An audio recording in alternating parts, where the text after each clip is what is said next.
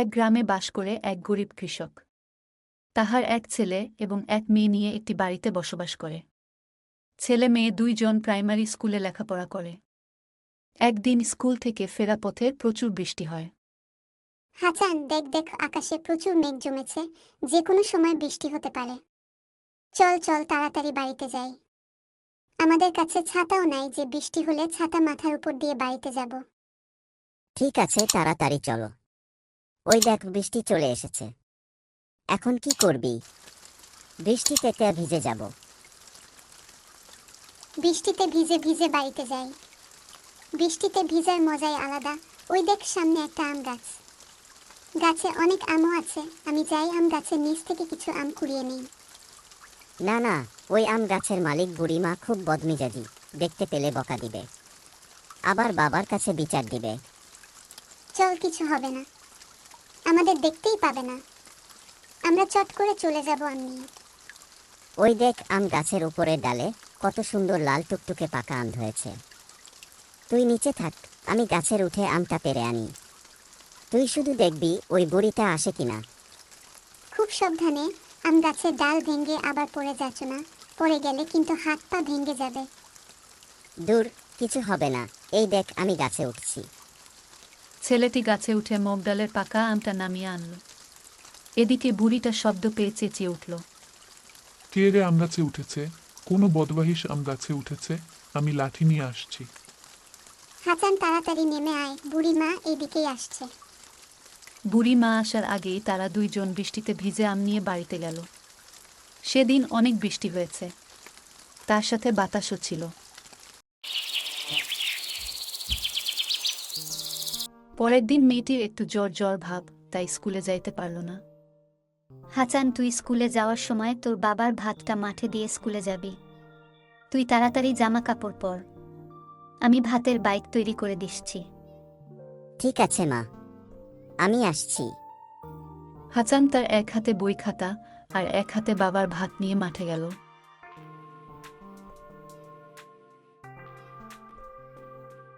সে কিছুক্ষণ বাবার সাথে মাঠে কাজ করেল।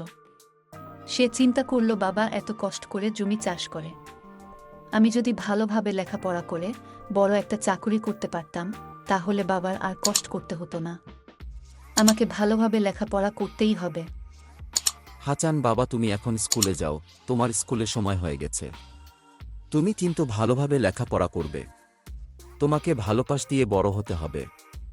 এটা আমার আশা, তুমি আমার আশা পূরণ করবে না বাবা? হাসান মাথা নিচু করে ছোট করে বলে, ঠিক আছে বাবা, আমি এখন স্কুলে যাই। হাসান অবশ্য লেখাপড়ায় ভালো এবং খুব পরিশ্রমী। সে বাবার সাথে কাজ করে তার সাথে ভালো লেখাপড়া করে, ক্লাসে বরাবরই প্রথম স্থানে থাকে। স্কুলের শিক্ষকরা তাকে নিয়ে ভরসা করে হাসানের দ্বারা স্কুলে সুনাম ধরে রাখার জন্য। হাসান, তোর বোনকে যে দেখছি না, আজ স্কুলে আসে নাই। না রে, ও আজ স্কুলে আসে নাই। গতকাল আমরা স্কুল থেকে বাড়িতে যাওয়ার সময় বৃষ্টিতে ভিজেছিলাম, তাই ও জ্বর হয়েছে। তাই আজ স্কুলে আসতে পারে নাই। আমি বৃষ্টিতে ভিজি নাই। আমার আব্বু শহর থেকে বাড়িতে আসার সময় আমার জন্য খুব সুন্দর একটা ছাতা আর একটা রেইনকোট নিয়ে এসেছে। আমি দুটাই আমার ব্যাগের মধ্যে রেখে দেই। হালকা বৃষ্টি হলে ছাতা হলে হয়ে যায়, আর যদি জোরে বাতাস হয় তাহলে রেইনকোট পরে নিই। তাতে বই, ব্যাগ কোনো কিছুই ভিজতে পারে না। তোর বাবা বুঝি শহরে বড় চাকরি করে, অনেক মাইনে পায়? পাই তো। আমার আব্বু অনেক বড় সরকারি চাকরি করে, অনেক টাকা বেতন পায়।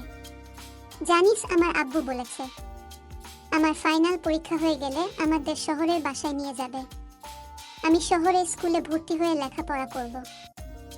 শহরে যাবি কেন? তোর কি গ্রাম ভালো লাগে না? লাগে তো, কেন ভালো লাগবে না? গ্রাম আমার খুব ভালো লাগে, কিন্তু কি করা যাবে, বাবার শহরে পোস্টিং হয়ে গেছে, তাই আব্বু শহরে থাকে। মাসে একবার বাড়িতে আসে। বাবা 5 বছরের আগে কোনো জায়গা পোস্টিং হবে না। আব্বু শহরে একটি বাসা পেয়েছে, সেই বাসায় আমরা থাকব। হাসান একটা দীর্ঘ নিঃশ্বাস ফেলে ঋতুকে বলল, যা, তুই শহরে চলে যা। আমার তো কোনোদিন শহরে যাওয়া হবে না। কেন যাওয়া হবে না? তুই ক্লাসের ফার্স্ট বয়, তুই একদিন বড় অফিসার হবি। এবং আমার আব্বুর মতো শহরে যেতে পারবি। ধুত, আমরা গরিব মানুষ, গ্রামের ছেলে, বড় অফিসার হতে হলে অনেক ক্লাস পড়াশোনা করতে হয়। আমি কি অত ক্লাস পড়াশোনা করতে পারবো? দেখ হাসান, লেখাপড়া করতে অনেক টাকা থাকাটা জরুরি না। ইচ্ছাটাই বড় শক্তি, কথায় আছে না, ইচ্ছা থাকলেই উপায় হয়। দেখ, আমার কথাই ভাবো, আমার আব্বু অনেক টাকা আছে, তারপরেও তো আমি ক্লাসে প্রথম হতে পারি না। সব ক্লাসে তুই প্রথম হয়েছিস। তুই যদি ইচ্ছা করিস, তুই পারবি তোর বাবার কষ্টের ফল দিতে। তুই দেখছি পুচকি হয়ে বুড়ি বুড়ি কথা বলছিস। এত কথা কই থেকে শিখেছিস? দেখ হাসান, আমাকে বুড়ি বলবি না। আমি পুচকিও না, বুড়িও না, আমি তোর একজন বন্ধু। এই জন্য তোকে আমি বুড়ি বলছি। আসলে তোর এই কথাগুলো অনেক দামি। তোর এই কথাগুলো আমার সারা জীবন মনে থাকবে। হয়তো তোর এই কথাগুলো আমার অনেক উপকার করবে, যা লাখ লাখ টাকা দিয়ে সে উপকার হতো না। আসলেই তুই আমার প্রকৃত বন্ধু। ঠিক আছে হাসান, অনেক সময় হয়ে গেছে, এখন বাড়ির দিকে যাই। আম্মু আবার চিন্তা করবে। তোর বোনের দিকে খেয়াল রাখবি। ঠিক আছে, যা। হাসান একা একা বাড়ির দিকে রওনা দিল এবং ভাবতে থাকলো ঋতুর কথাগুলো। সে মনে মনে ইচ্ছা করল সে একদিন শহরের একজন অফিসার হবে, বোনকেও লেখাপড়া করিয়ে ভালো ছেলের কাছে বিয়ে দিবে এবং বাবা মাকে শহরে নিয়ে যাবে। এইসব ভাবতে ভাবতে বাড়িতে চলে গেল। হাসানের বাপ শুনছে ছেলে মেয়ে দুটোর সামনে পরীক্ষা, কতগুলো টাকা লাগবে সেদিকে কি তোমার খেয়াল আছে? ছেলে মেয়ে দুটোর জন্য বাজার থেকে কোনো ভালো ফল আনো না। আজ বাজার থেকে 1 কেজি আপেল নিয়ে আসবা। শুনো হাসানের মা, তোমার ধারণা ভুল। বাজারের ফলে অনেক ধরনের জিনিস মিশায়। তার চাইতে তুমি গাছের যে পাকা পেঁপে, আম, পেয়ারা এগুলো খেতে দিবা। আর আমাদের গরুর খাঁটি দুধ দিবা, প্রতিদিন রাতে 1 গ্লাস করে। আমাদের অনেকগুলো মুরগি ডিম দেয়, সেই ডিম প্রতিদিন নিয়ম করে সিদ্ধ করে দিবা। পুকুর থেকে মাছ এনে দিব, সেইগুলো রান্না করে নিয়মিত খাওয়াবে। এসব কিছুই খাঁটি, কোনো প্রকার ভেজাল নাই। পুষ্টিগুণ অনেক ভালো। দেখো আমাদের ছেলে মেয়ের পুষ্টি, ভিটামিনের কোনো অভাব হবে না। তুমি ঠিক কথাই বলেছ হাসানের বাপ। আমি তো কখন এমনভাবে ভেবে দেখি নাই। আমি শুধু বাজারের ফলের কথা ভেবেছি।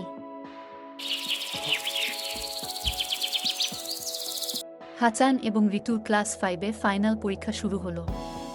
একদিন হাসান আর ঋতু তাহাদের পরীক্ষার বিষয় নিয়ে আলাপ করতেছিল। এমন সময় ঋতুর মা দূর থেকে খেয়াল করে।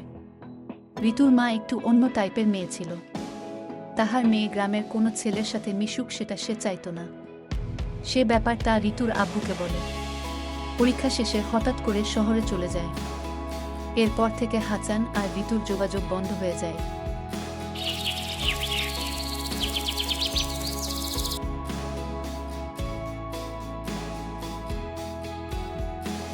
বাবা, আমার রেজাল্ট বের হয়েছে। স্যাররা কি যেন একটা কথা বলা বলি করতেছে। আমি নাকি আমাদের জেলার প্রথম হয়েছি। আর হাসির রেজাল্ট ও ভালো। মাশাল্লাহ, আমার ছেলে মেয়ে দুজনও খুব ভালো রেজাল্ট করেছে। আমি খুব খুশি হয়েছি। দোয়া করি বাবা, তুমি আরো ভালোভাবে লেখাপড়া করো। পরের দিন পাশের গ্রামের হাই স্কুলের প্রধান শিক্ষক এবং সভাপতি এসেছেন হাসানদের বাড়িতে। এইটা কি হাসানদের বাড়ি? আসসালামু আলাইকুম। জি, আমি হাসানের বাবা। ওয়ালাইকুম আসসালাম। আমরা এসেছি পাশের গ্রামের হাই স্কুল থেকে।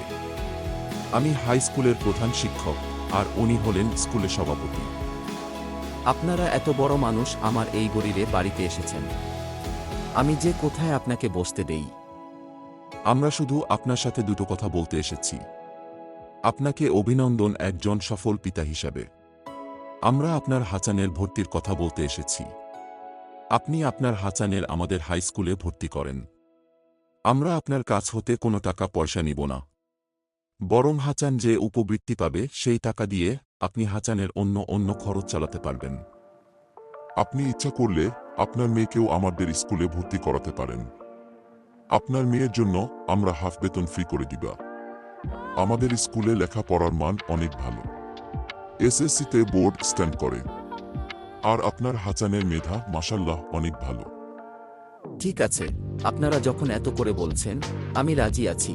তবে আমার অনুরোধ, আমি গরিব মানুষ, আমার ছেলে মেয়ে দুটো যেন মানুষ হয়, সেই দিকে আপনারা খেয়াল রাখবেন।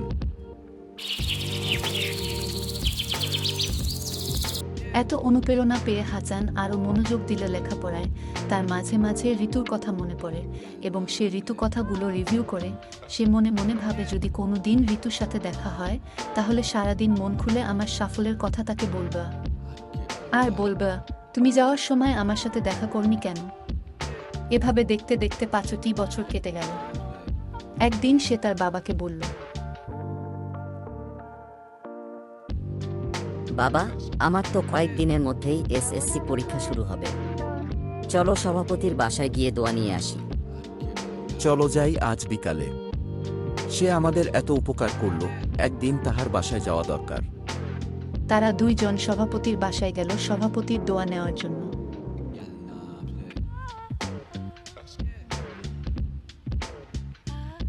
আমরা এসেছি আপনার কাছে, আমার ছেলেকে দোয়া করে দিন যাতে সে ভালোভাবে পরীক্ষা দিতে পারে। আপনি এসেছেন। আমি তো যাইতাম আপনার বাড়িতে হাসানকে দোয়া করতে। তাছাড়া আমি সবসময় হাসানের জন্য দোয়া করি। হাসান আমাদের এলাকার রত্ন, সাথে সাথে আমাদের স্কুলের রত্ন। আশা করি খুব ভালো ফলাফল করবে। আপনি কিন্তু খাওয়া দাওয়া করে যাবেন। না ভাইজান, আমার একটু তাড়াতাড়ি যেতে হবে। আগামী কাল জমিতে ধানের বীজ দিব, তাই রাতে কিছু লোককে বলে রাখতে হবে, তাই একটু তাড়াতাড়ি যেতে হবে। সভাপতি মনে মনে ভাবে, এমন একটি ছেলে দরকার ছিল আমার মেয়ের জন্য। দেখা যাক, ভাগ্যে থাকলে পেতেও পারি। সবই উপরওয়ালার ইচ্ছে। ঠিক আছে, আবার একদিন আসবেন। খুব ভালোভাবে এসএসসি পরীক্ষা দিল। এবার ফলাফলের পালা। সবাই অপেক্ষা করছে ফলাফলের জন্য। এই কয়েক মাসে কতবার যে ঋতু কথা মনে করেছে হাসান। সে অভিমানে ঋতুর ঠিকানা খোঁজার চেষ্টা করে নাই। সে স্কুলের দপ্তরের কাছে জানতে পেরেছে তার সাথে ঋতু কথা বলায় তার মা শহরে নিয়ে দিয়েছে। সে গরিব বলে ঋতুর ফ্যামিলি তার সাথে বন্ধুত্ব ভালোভাবে নেয় নাই। হাসান ডাক্তারি পাশ করে বড় মেডিকেল কলেজে প্রফেসর হয়েছে। তার বোনকে খুব ভালো ঘরে বিয়ে দিয়েছে। তার বাবা মাকে নিয়ে শহরের একটি বাসায় থাকে। সে সপ্তাহে একদিন অপারেশন করে। একদিন এক রোগীর কাগজপত্র দেখে সে চমকে গেল। রোগীর নাম ঋতু। রোগীর সামান্য ক্যান্সার ধরা পড়েছে, তবে খুব একটা জটিল হয় নাই। একটু কেয়ারফুলি অপারেশন করলে ভালো হয়ে যাবে।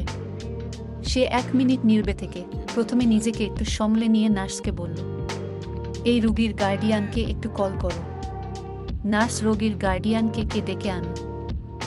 আপনি একটু বিস্তারিত খুলে বলেন, এই রোগীর কি হয়েছে? তখন ঋতুর মা ডাক্তারের কাছে প্রথম থেকে শেষ পর্যন্ত সবকিছু খুলে বলল। আপনাদের বাড়ি কোথায়? এই শহরে আমাদের বাসা। আপনাদের দেশের বাড়ির কথা বলছিলাম। ঋতুর মা তার গ্রামের সব ঠিকানা বলল। তখন হাসান নিশ্চিত হল, এই সেই তাহার বান্ধবী ঋতু। সে আরও ভালোভাবে পরীক্ষা নিরীক্ষা করল। সে 2-3 দিন হাসপাতাল থেকে বাসায় না গিয়ে রোগী নিয়ে গবেষণা করতে লাগল। সে তার বাবা মা কাছে সব বলল এবং তাদের কাছ হইতে দোয়া চাইল যাতে করে খুব ভালোভাবে অপারেশন করতে পারে। অবশেষে অপারেশন সাকসেসফুল করে হাসান বাসায় ফিরে গেল।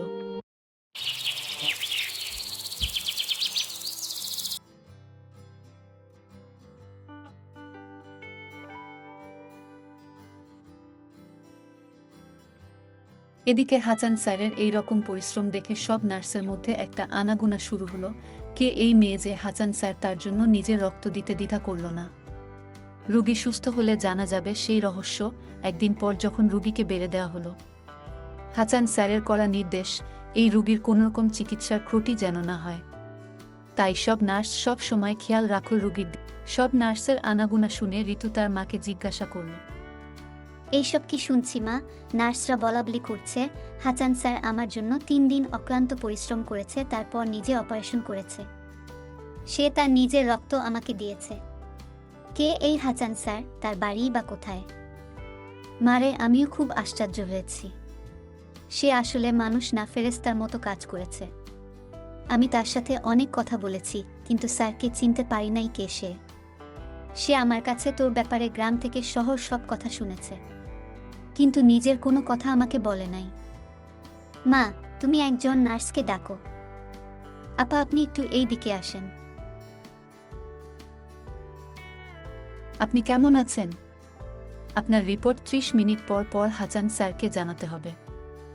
আমি এখন খুব ভালো আছি। আমাকে একটু বলবেন এই ডাক্তার হাসান স্যারটা কে? ও মা, আপনি এ কি বলেন? আপনি হাসান স্যারকে চেনেন না? আমরা জানি আপনি হাসান স্যারের খুব আপন লোক। তাছাড়া আপন লোক ছাড়া কেউ কার জন্য এত কিছু করে? আচ্ছা বলেন তো, এই ডাক্তার হাসান স্যারের থাকেন কোথায়? স্যার মা বাবাকে নিয়ে এই শহরে থাকেন। আর স্যারের স্ত্রী? স্যার তো এখনো বিয়ে করে নাই। আপনার স্যার কখন আসবেন? স্যার আসবেন না, 10 দিনের ছুটি নিয়ে দেশের বাড়িতে গিয়েছে। দেশের বাড়ি কোথায়? আপনাদের থানা আর স্যারের থানা একই। আমি তো স্যারের কাজের সময় খুব কাছে থাকি, তাই এই 3 দিনে আমি বুঝতে পেরেছি যে স্যার আপনাকে খুব ভালোভাবে চিনে এবং খুব ছোটবেলা থেকে চিনে। স্যারের কোনো এক সময় আপনার নাম নিয়ে তুইতামারি করছিল, তাতে মনে হয় স্যার আর আপনি ছোটবেলায় একই ক্লাসে পড়েছেন। আপনার কি ছোটবেলায় হাসান নামের কোনো বন্ধু ছিল? হ্যাঁ ছিল তো। সেই বন্ধুর জন্য তো আমার মা গ্রাম থেকে শহরে নিয়ে আসে। কি ভাগ্যের নির্মম পরিহাস, আর সেই গ্রামের ছেলেটি ডাক্তার হয়ে আজ আমার জীবন বাঁচালো। এই হলো প্রকৃত বন্ধুর পরিচয়।